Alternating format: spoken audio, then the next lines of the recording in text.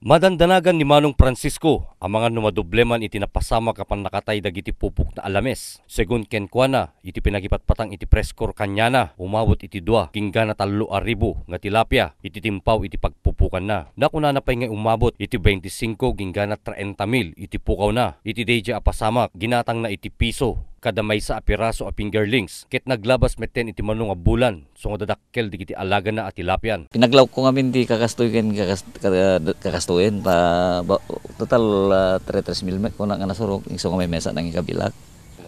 Awan pay ta di mi may nga kumang bagbaga ko nga in pagpakamuti munisipyo. Latamukan no nya ti kana ke dedi malaing nga tiempo so melati nagkanarugi na ti karayan.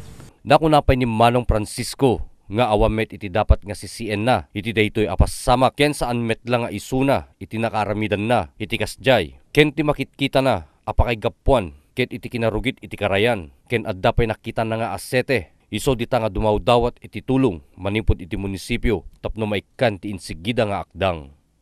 Para ti Preskor, Ryan Pardo.